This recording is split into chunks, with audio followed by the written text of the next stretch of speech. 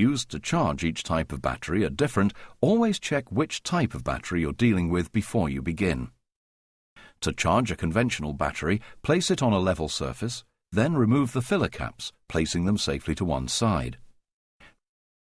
Remove the sealing cap from the vent and throw it away.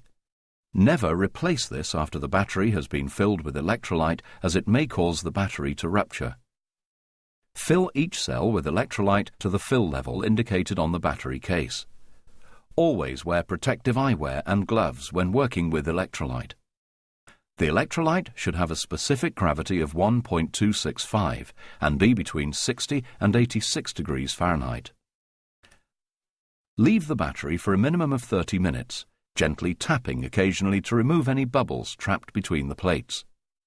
If after 30 minutes the electrolyte level has fallen, top up to the upper fill level.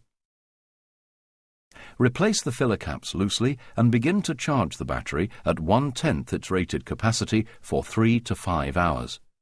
Charging at a higher rate could damage the battery. Do not connect or disconnect the charger to the battery while the charger is switched on, as this may cause sparks that could ignite the hydrogen gas emitted from the cells during charging. Monitor the electrolyte level during charging and top up to the fill line as necessary. When charging is complete, turn off the charger and disconnect it from the battery. Push or screw down the filler caps as appropriate, making sure not to over-tighten them, and clean off any spilled electrolyte with a water and baking soda solution. Allow the battery to stand for at least 30 minutes, then load test it at 3 times its ampere-hour rating for 15 seconds, or use an automatic battery tester to determine the battery's condition, and then check the voltage. This should be a minimum of 12.4 on a 12-volt battery. The battery is then ready to be fitted. If the voltage reading is below 12.4 volts, or the battery fails the automatic battery test, loosen the filler caps and repeat the charging and test cycle.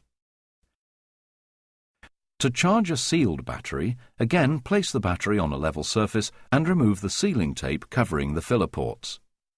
Remove the electrolyte container from the box.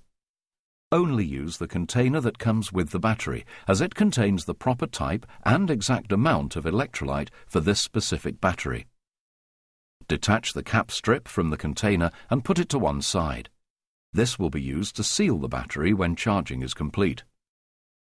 The electrolyte container is made up of individual cells, each sealed at the top. Place it upside down into the filler ports of the battery. Ensure it's level and push it down to break the seals on the cells. Air bubbles should be rising in each of the cells, indicating that the electrolyte is flowing into the battery.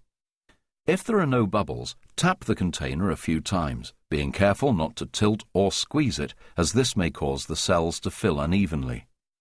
Keep the container in place for a minimum of 20 minutes. Once empty, carefully remove the container and let the battery sit for 1 hour. After an hour, loosely place the cap strip over the filling holes and charge the battery according to the instructions included with the battery. Once completed, push the cap strip down using firm pressure from both hands until it's fully flush with the top of the battery. Let the battery stand for at least 30 minutes, then load test it at 3 times its ampere-hour rating for 15 seconds, or use an automatic battery tester to determine the battery's condition and check the voltage. This should be a minimum of 12.6 volts on a 12-volt battery. The battery is then ready to be fitted. If the voltage is less than 12.6 volts, or the battery fails the automatic battery test, repeat the charging cycle and